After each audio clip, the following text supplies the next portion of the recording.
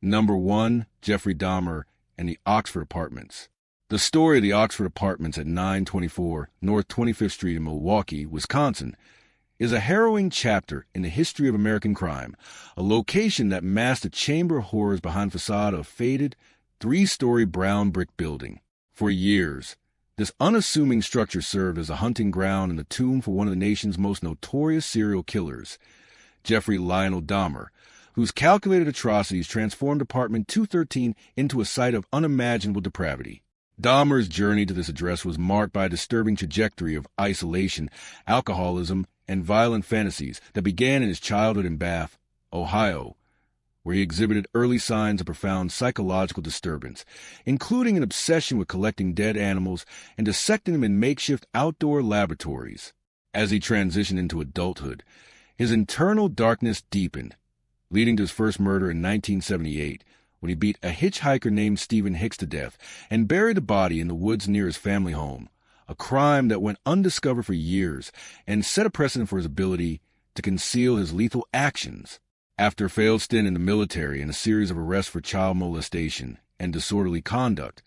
Dahmer moved to Milwaukee in 1988, eventually settling into the Oxford Apartments in May 1990, a location he chose because of an affordable rent and lack security,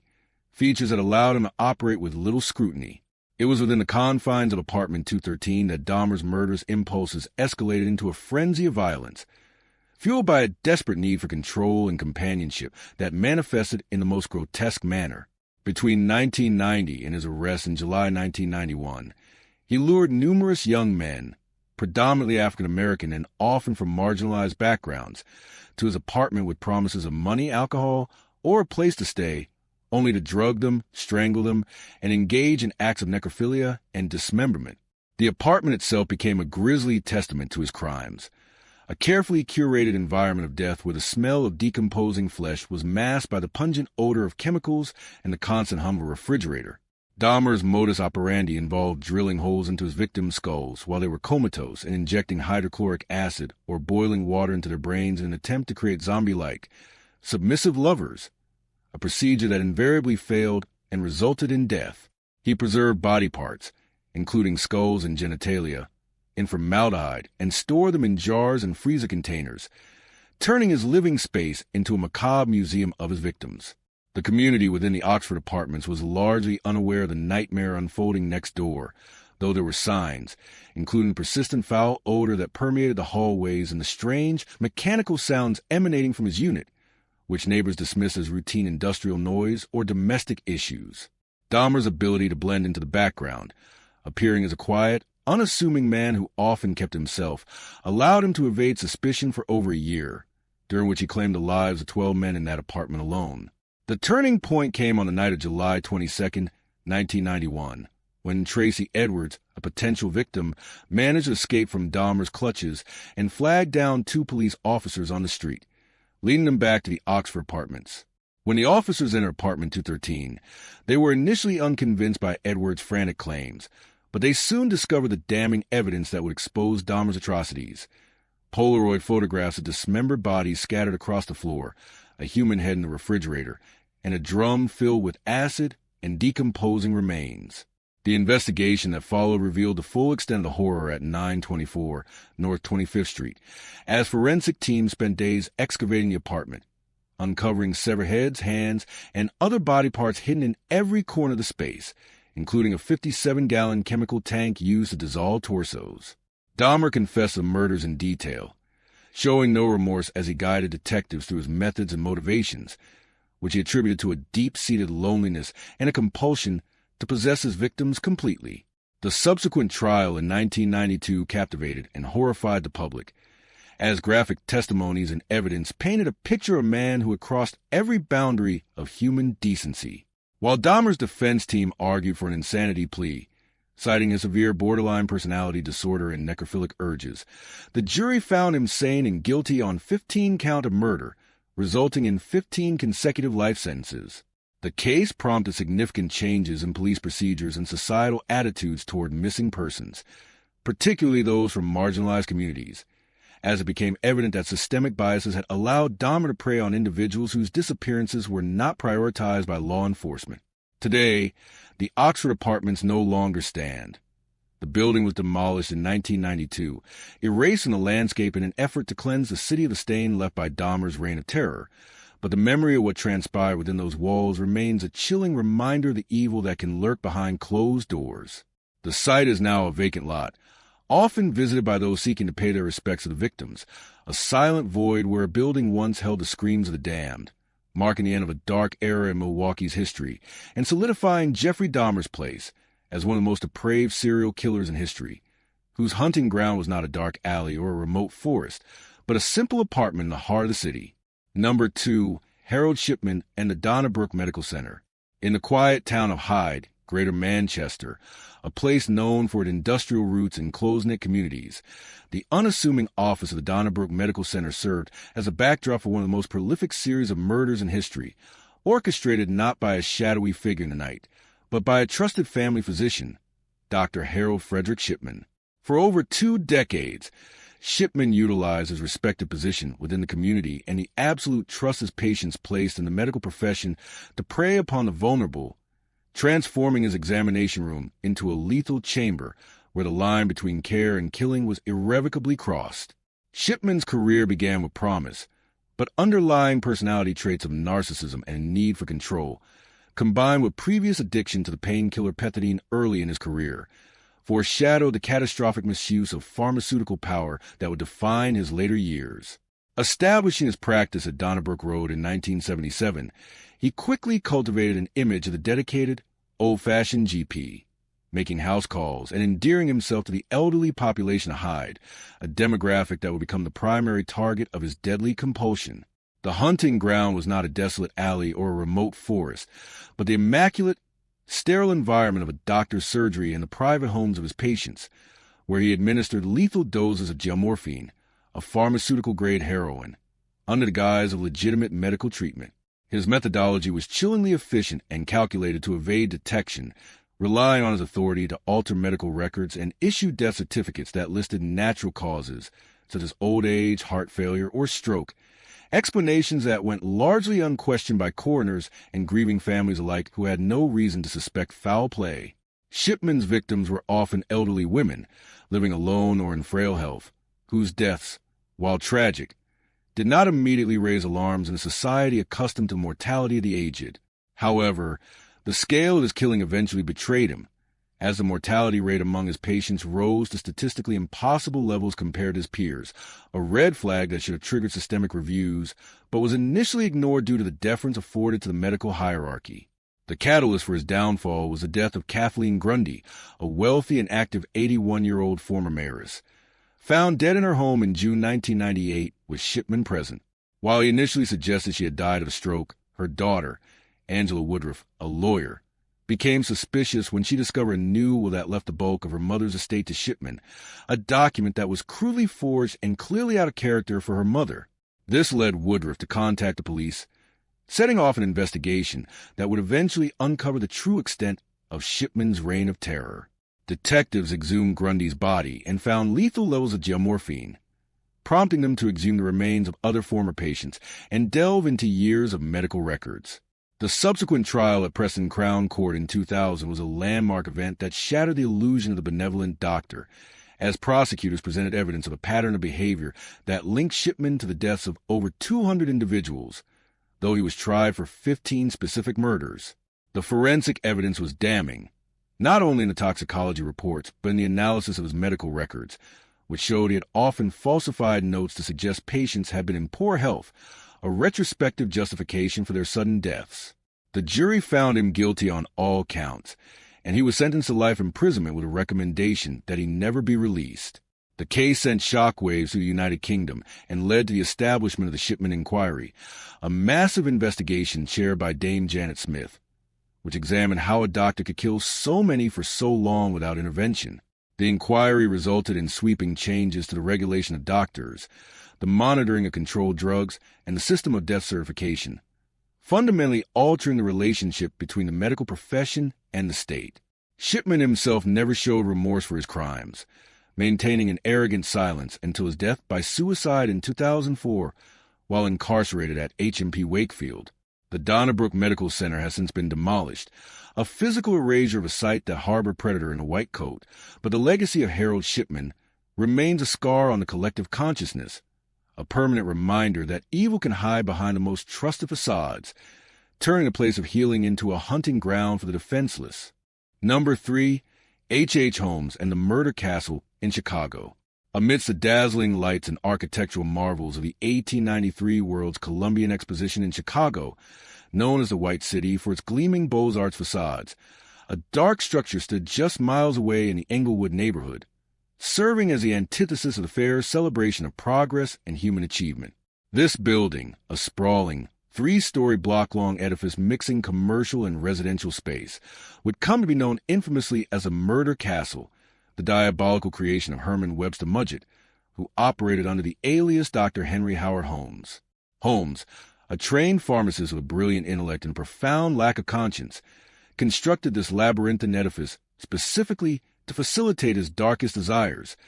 turning a place meant for shelter and commerce into a factory of death. The construction of the castle was a masterclass in predatory design, as Holmes hired and fired numerous contractors to ensure no single worker understood the full layout of the building,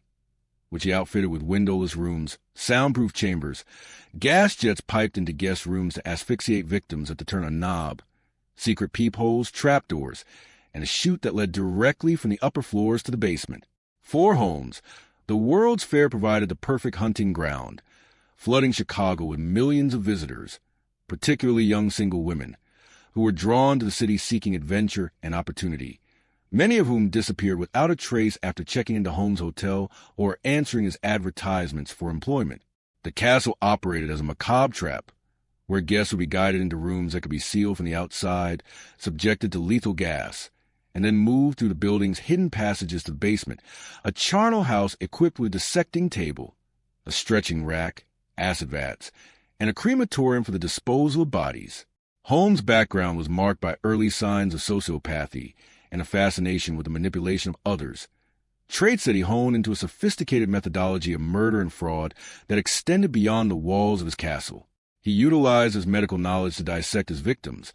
often selling their articulated skeletons to medical schools, a gruesome enterprise that profited from his depravity while simultaneously disposing of the evidence. The basement of the murder castle was a place of nightmare, where the smell of burning flesh often permeated the air, explained away to neighbors as chemical experiments, and where piles of lime and acid dissolved the remains of those unlucky enough to cross his path. Holmes was not only a killer but a swindler, and his eventual downfall came not from the murders in Chicago, but from a failed insurance fraud scheme involving his accomplice, Benjamin Pitezel. After the fair ended, Holmes left Chicago, leaving the castle to decay, and embarked on a cross-country spree that resulted in the deaths of Pitezel and 3 of his children, a crime that eventually drew the attention of Pinkerton detectives. It was only after his arrest in Boston in 1894 that authorities turned their attention back to the Chicago address, prompted by the suspicions of those who had tracked Holmes's movements. When police finally entered the murder castle, they found a scene of horror that defied description, a convoluted maze of terror that confirmed the worst fears of the community. Although Holmes confessed to 27 murders, some estimates suggest the body count within the castle could have been as high as 200, given the sheer volume of missing persons during the fair years. The trial of H. Holmes became a media sensation, the first serial killer celebrity in the modern sense, as he recounted his crimes with a chilling calmness that unsettled the nation. He was eventually hanged in Philadelphia in 1896, but the terror of his castle lingered. In a twist of poetic justice, the structure was gutted by a mysterious fire in 1895, shortly before Holmes's execution, erasing the physical manifestation of his evil,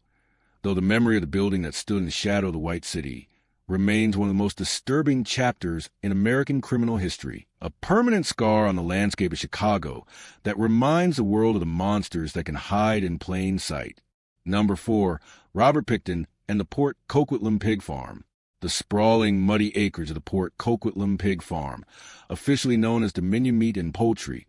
located on the outskirts of Vancouver, Canada, served as a grim final resting place for dozens of women whose disappearances had been systematically ignored by the very systems sworn to protect them. This property, owned and operated by Robert William Willie Pickton and his siblings, was a place of industrial squalor and auditory sensory overload, filled with the sounds of squealing livestock and the heavy machinery of a slaughterhouse, a cacophony that effectively masked the screams of human victims being subjected to unspeakable violence. Unlike the secluded cabins or dark alleys favored by many predators, Pickton's hunting ground was a functional business in a semi-rural area, a location where the disposal of biological waste was not only routine but unremarkable, allowing him to incorporate the destruction of human remains into the daily operations of the farm. Pickton, a quiet, unassuming man who often appeared disheveled and smelled of manure, frequented the downtown east side of Vancouver, a neighborhood plagued by poverty and drug addiction, where he recruited vulnerable women, many of whom were indigenous sex workers, by offering them money, alcohol, or drugs. The distinction of this hunting ground lies in the absolute erasure facilitated. Pickton did not merely bury his victims. He utilized the rendering vats, the wood chipper, and the feeding troughs to blend their bodies with the pigs he raised for slaughter, a level of depravity that turned the farm into a massive, organic crematorium. The tragedy of the Port Coquitlam farm is inextricably linked to the catastrophic failure of the Vancouver Police Department and the Royal Canadian Mounted Police, who, despite a growing list of missing women dating back to the early 1980s, dismissed the disappearances as a natural consequence of a high-risk lifestyle, failing to connect the dots that would have led them to Pickton's doorstep much sooner. For years, tips and warnings regarding Pickton circulated within the community and among sex workers who whispered of a bad date at the pig farm, but these reports were largely discounted by authorities who viewed the victims as transient and disposable. The investigation that finally unraveled the nightmare began not with a murder inquiry, but with a search for illegal firearms in February 2002, a search warrant that granted officers access to property and led to the discovery of personal items belonging to missing women, including identification cards, clothing, and asthma inhalers, which triggered a full-scale forensic excavation that would become the largest in Canadian history. Over the next 20 months, an exhaustive team of anthropologists, archaeologists, and forensic specialists sifted through hundreds of thousands of tons of soil, meticulously separating human DNA and DNA fragments from the animal remains, a painstaking process that revealed the sheer scale of the atrocity. The evidence recovered from the farm painted a picture of charnel house, where the boundaries between animals and humans had been obliterated by a killer who viewed his victims with the same indifference as the livestock he butchered. In the slaughterhouse, investigators found skulls severed at the jaw, hands and feet found in buckets, and personal effects hidden in freezers, all pointing to a systematic method of killing and dismemberment designed to prevent identification. During the subsequent trial in 2007, the jury heard gruesome testimony regarding the state of the remains and the methods Pickton used to evade detection, including the allegation that he mixed human blood with pig blood to be processed and sold. While Pickton was charged with the murders of 26 women, the prosecution proceeded with only 6 counts to ensure a manageable trial for jury, resulting in a conviction of second-degree murder for each, a verdict that carried a mandatory life sentence with no possibility of parole for 25 years. The remaining 20 charges were ultimately stayed, a decision that sparked outrage among the victims' families who felt denied full justice. The case led to the Missing Women Commission of Inquiry, which later issued a scathing report on the systemic bias and flawed police procedures that allowed Pickton to operate with impunity for so long. Today, the Dominion Meat and Poultry Farm has been demolished and the land sold, the physical structures erased, but the legacy of the Port Coquitlam Pig Farm endures as a stain on Canadian history, a haunting reminder how society's most marginalized can be preyed upon when the world refuses to look for them, and how a farm meant for raising animals became a graveyard for the lost and forgotten. Number 5, John Wayne Gacy and the Suburban Nightmare of Somerdale. In the quiet, middle-class suburb of Norwood Park, Chicago at 8213 West Somerdale Avenue, a seemingly ordinary split-level home hid a subterranean nightmare that would eventually become synonymous with the concept of the killer next door. John Wayne Gacy, a portly, gregarious man who projected the image of a successful contractor and a devoted community activist, used his position as a local Democratic precinct captain and his alter ego, Pogo the Clown, to gain the trust of his neighbors while systematically luring young men and boys to their deaths. Unlike the remote lairs of other predators,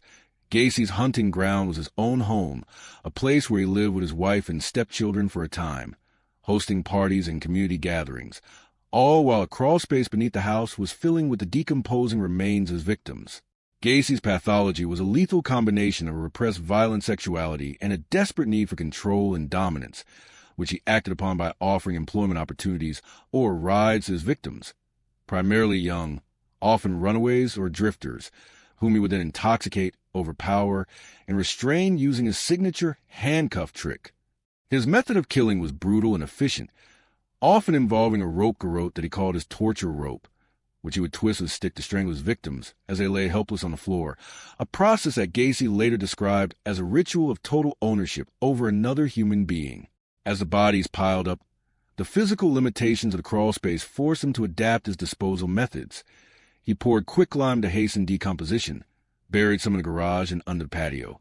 and when the house could hold no more, he began dumping his victims into the Des Plaines River, weighing their bodies down with concrete. The facade of normality finally crumbled in December 1978 when 15-year-old Robert Pickton vanished from the pharmacy where he worked, last seen accepting a job offer from Gacy. A subsequent surveillance operation uncovered Gacy's suspicious behavior, and a search warrant was executed on his home, leading to the discovery of the horrific evidence that turned the suburban residence into a crime scene of unprecedented scale. As investigators began digging through the earth beneath the house, they unearthed a macabre collection of bones, clothing, and human remains, revealing the house not as a sanctuary but as a tomb. Gacy's confession, which lasted for over 60 hours, detailed the murders of 33 young men, though the true number may never be fully known. His trial became a media circus,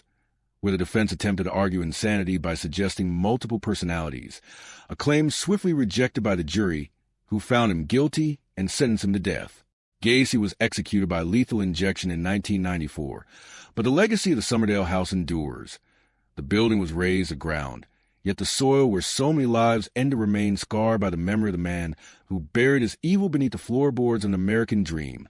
serving as a terrifying reminder of the monsters that can lurk behind a friendly smile and a clown suit. Number 6, Andrei Chikatilo and the Rostov Rippers Trail. The vast, shadowed woodlands and desolate railway stations of the Rostov Oblast in the former Soviet Union served as the sprawling hunting grounds for Andrei Romanovich Chikatilo, a man whose bloodlust defied the state's official ideology that such violent depravity was a product only of capitalist decay. A former teacher and Communist Party member, Chikatilo presented the image of a respectable citizen, but beneath that veneer lay a deep-seated psychopathy exacerbated by chronic impotence and a violent, misogynistic rage that could only be released through the act of mutilation and murder. Operating primarily between 1978 and 1990, he utilized the Soviet Union's extensive and crowded rail network to traverse the region, hunting in the bustling environs of stations like Rostov-Glavny, Shakhty, and Novichokhovsk, where he could easily blend in with the transient crowds of commuters and runaways. His victims were predominantly women and children, vulnerable individuals whom he would lure into the nearby forests, often the Lesopolosa, the narrow shelter belts of trees lining the train tracks, under guise of offering food, vodka, money, or assistance with their luggage. Once isolated, Chikatilo would attack, stabbing his victims repeatedly in frenzied assaults that often resulted in evisceration, the gouging out of eyes, and the removal of body parts, acts that investigators later linked to his inability to achieve sexual satisfaction without extreme violence and his paranoid belief that his victims possessed eyes that bore into his soul. The investigation, marred by the initial refusal of Soviet authorities to acknowledge the existence of a serial killer within their borders and hampered by the release of multiple false confessions under duress, floundered for years, allowing the Rostov Ripper to claim at least 53 lives across multiple republics, including Ukraine and Uzbekistan. The turning point came with the deployment of modern criminal profiling by Dr. Alexander Buchanovsky and a massive, coordinated police stakeout at the Rostov train station, where officers finally apprehended Chikatilo in November 1990 as he emerged from the woods behaving suspiciously with blood on his hands and under his fingernails. His subsequent interrogation was a battle of wills until Buchanovsky managed to break down Chikatilo's defenses by reading him a psychological profile that mirrored his darkest impulses so accurately that the killer confessed the full, horrifying extent of his crimes, leading police to the undiscovered remains of his victims. His trial in 1992 was a grotesque spectacle, held in a metal cage in a courtroom protecting from the fury of the victims' families, where he detailed his mutilations with detached, almost clinical demeanor, often blaming his crimes on his childhood trauma or his physiological defects. Found guilty of 52 murders, Andrei Chikatilo was executed by a gunshot to the back of the head in 1994, and in the terror of the Rostov Ripper, but leaving a permanent scar on the Russian landscape, where quiet forests near the railways still whisper the monster who walked among the people, unchecked for over a decade, turning the commuter paths of the working class into a gauntlet of death. Number 7. Gary Ridgway and the Green River. The lush, green banks of the river flowing through King County, Washington, should have been a place of natural serenity.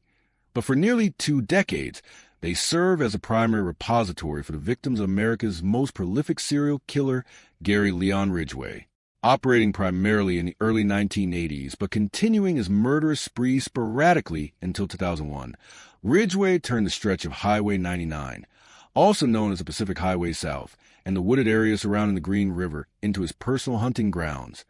preying almost exclusively on young women, many of whom were runaways or sex workers engaged in survival sex work in the Seattle-Tacoma Strip area. Ridgway was a chameleon of mediocrity, working as a painter at a local truck plant, married multiple times, and deeply involved in his fundamentalist church, a background that allowed him to evade intense suspicion during the initial years of the investigation. He would cruise the highway in his pickup truck, solicit women, and then drive into remote areas near the river or secluded patches of woods where he would engage in sexual acts, usually in exchange for a small amount of money. His method of killing was manual strangulation,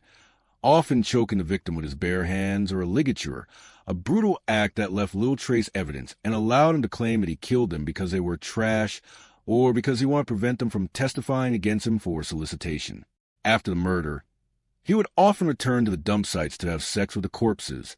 a compulsive behavior that demonstrated a profound psychological detachment from humanity and a desire to possess his victims even after death. The discovery of the first bodies in the summer of 1982, floating in a river or left in overgrown blackberry thickets, triggered the formation of the Green River Task Force, a massive law enforcement endeavor that would ultimately become one of the longest and most expensive homicide investigations in American history. Despite interviewing Ridgway as early as 1983, the investigators could not link him definitively to the crimes. The forensic technology of the era, specifically DNA analysis, was not yet advanced enough to connect the microscopic saliva samples found on victims to the quiet painter. The task force struggled with the sheer volume of victims and the transient nature of the women's lives, which often meant they were not reported missing immediately or given low priority by the legal system. As the years passed, the case went cold, though the bodies continued to surface periodically, haunting the local community and law enforcement. It was not until the late 1990s and early 2000s, with the advent of sophisticated DNA PCR technology, that a breakthrough finally occurred. A paint chip found on a victim's clothing and a semen sample on another victim were re-examined,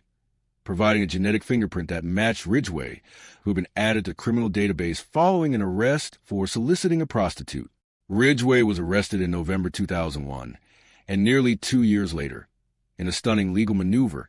he agreed to plead guilty to 48 counts of aggravated first-degree murder in exchange for a sentence of life in prison without the possibility of parole, rather than facing the death penalty. This controversial plea bargain was driven by the desire to finally bring closure to the victims' families and to locate the remains of those still missing, as Ridgway promised to lead investigators to previously undiscovered dump sites. During his confessions, Ridgway displayed a chillingly calm demeanor, recounting the murders in graphic detail, often acting out the strangulations and guiding police to locations of bodies hidden deep in the forests of King County. His conviction for 48 murders officially made him the most prolific serial killer in United States history at the time of his sentencing, though he has claimed to have killed even more, potentially nearing 70 victims. The Green River, once a place of fear and hidden death, has slowly returned to nature, but the memory of what lay beneath its banks and the surrounding woods remains a stark testament to the vulnerability of those on the margins of society and the enduring capacity for evil and unassuming man who used the landscape as a graveyard for his rage. Number 8. Pedro Lopez and the Trail of the Andes. Across the remote and rugged landscapes of Colombia, Ecuador, and Peru, a shadow moves silently through the indigenous villages and bustling markets, preying upon the most innocent and vulnerable members of society in a killing spree that spanned 3 nations and claimed hundreds of lives. Pedro Lopez, known to the world as the Monster of the Andes, utilized the vast, often lawless expanses of the South American wilderness as his hunting ground, targeting young girls, predominantly between the ages of 8 and 12, who came from poor indigenous families and whose disappearances were often overlooked by authorities. Lopez's own childhood was a nightmare of brutality and abandonment, marked by the sexual abuse by his mother and the years of incarceration in a reformatory, where he was repeatedly victimized, a trajectory of violence that metastasized into a deep-seated hatred of women and a compulsion to dominate and destroy. He began his murderous campaign in the late 1960s, moving fluidly across borders to evade capture, often gaining the trust of communities by posing as a shaman, a beggar, or a stranger selling trinkets. His method was deceptively simple and reliant on the isolation of his victims. He would lure girls away from their families with promises of gifts or money, lead them deep into the jungle or secluded ravines, and then rape and strangle them, often keeping the corpses with him until the urge to kill rose again. The sheer scale of his carnage is staggering, with Lopez eventually confessing to over 300 murders, a number that, while impossible to fully verify due to the lack of forensic resources in the remote areas he frequented, aligns with the sheer volume of missing children reported throughout the region during his reign of terror. The turning point in his bloody odyssey came in 1980 in Ambato, Ecuador, when an attempted abduction was foiled by a courageous local mother who alerted the market traders, leading to a capture that was nearly a lynching by the angry mob. Following his arrest, Lopez led authorities to a mass grave site containing the bodies of 53 victims, a discovery that confirmed the existence of a predator of unprecedented magnitude. In a chilling display of recall, he drew a map of his crimes and detailed his motives, claiming that he was avenging his own abuse and that the ghosts of his victims visited him at night. Convicted in Ecuador of 57 murders, he was sentenced to 16 years in prison, the maximum sentence available under Ecuadorian law at the time, a term that seemed mathematically absurd given the body count. After his release in 1994 for good behavior and subsequent deportation to Colombia, he was declared insane and confined to a psychiatric institution, but in 1998 he was released on $50 bail and vanished into the wind. The current whereabouts of Pedro Lopez remain unknown, a terrifying reality that suggests one of history's most prolific serial killers may still be walking free. The ghost of the Andes who turned a continent's rural heartland into a graveyard for its daughters, leaving behind a legacy of grief and a forensic mystery that may never be solved. Number 9. Luis Garavito and the Roadsides, Colombia. The rolling, mist-shrouded hillsides and isolated rural roads of Colombia served as a vast, blood-soaked hunting ground for Luis Alfredo Garavito Cubillos, a man known to the world as La Bestia or the Beast, who conducted a relentless campaign of terror against the nation's most vulnerable children between 1992 and 1999. Moving from town to town, often disguised as a street vendor, a monk, or a disabled old man to elicit sympathy and lower the defenses of his targets, Garavito preyed on boys aged 6 to 16 who came from impoverished backgrounds, many of whom were homeless, peasant farmers, or street children searching for work or a warm meal. His methodology involved a calculated grooming process where he would offer small gifts of money, food, or alcohol, or promise employment, luring the victims away from their communities and into remote, densely forested areas where he could enact his sadistic fantasies without interruption. Once isolated, Garavito would subject his victims to prolonged torture and sexual abuse, binding their hands and often leaving them to suffer for hours before finally killing them by slitting their throats or decapitating them, acts of violence so brutal they stunned even seasoned investigators. The scale of his atrocities was unprecedented, leading to the discovery of mass graves containing dozens of bodies scattered across 11 different Colombian departments, a geographical spread that highlighted his nomadic existence, and the failure of a fractured law enforcement system to connect the disappearances occurring in disparate regions. The investigation, hampered by a lack of resources in a country preoccupied with internal armed conflict, eventually gained momentum when the sheer volume of missing children became undeniable, leading to a massive manhunt that ended in April 1999 when Garavito was captured attempting to abduct a child after a naked, injured boy was found tied up in a field and provided a description of the assailant. Police found a bottle of cognac and glasses left at the scene with fingerprints that matched Garavito, leading to his arrest and subsequent confession that sent shockwaves through Latin America. In a bid to avoid the maximum sentence, Garavito cooperated with authorities, guiding prosecutors to skeletal remains of over 138 victims, though he claimed to killed over 300, a figure that, while unverified, paints a portrait of a mobile killing machine. His conviction resulted in a sentence of 1,853 years and 9 days, the longest sentence ever issued in Colombian history. However, due to the laws in place at the time of his crimes, the maximum prison term he could serve was limited to 30 years, a legal loophole that sparked outrage among the victims' families and the public. Today, Luis Garavito remains in prison, but the possibility of his release looms over Colombia, a constant reminder of the monster who turned the country's scenic landscapes into a graveyard for the innocent, exploiting the poverty and displacement of a generation to feed his insatiable hunger for violence. Number 10. Samuel Little and the Highways of the Forgotten. Unlike any serial killer before him, Samuel Little did not operate within the confines of a single city or a static location. Instead, he turned the entire interstate highway system of the United States into his hunting ground, a sprawling network of roads and roadside stops that allowed him to drift through 19 states, leaving a trail of bodies that went unnoticed for decades because of who his victims were. A former boxer and drifter with a transient lifestyle, Little navigated the underbelly of American society from the 1970s until his arrest in 2012, preying almost exclusively on women who were marginalized by society. Prostitutes, drug addicts, and the homeless, individuals whose disappearances were often chalked up to the dangers of their lifestyles rather than the work of a predatory nomad. His method of killing was uniquely tailored to his mobility and his desire to avoid forensic detection.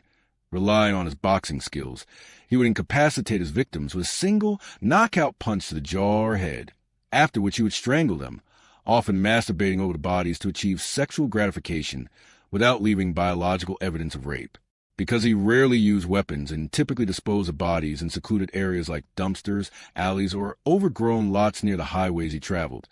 the deaths were frequently misclassified as accidental overdoses, natural causes, or unsolved homicides by local jurisdictions that lacked the resources to connect the dots across state lines. The investigation into Little's crimes was a triumph of modern criminal justice data sharing,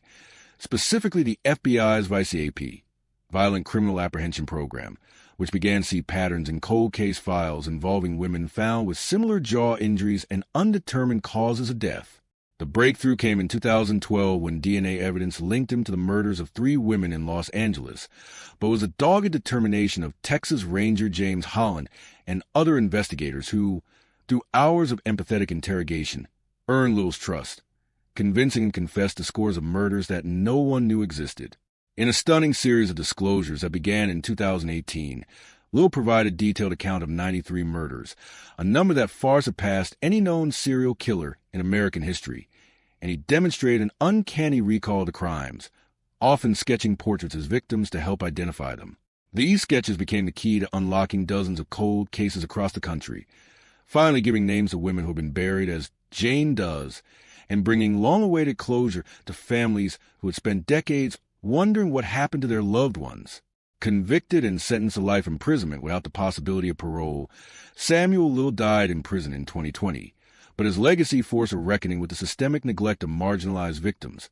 proving that the vast, open roads of America could hide a monster who counted on the world's indifference to his victims to sustain his killing spree, turning the nation's byways into a graveyard for forgotten,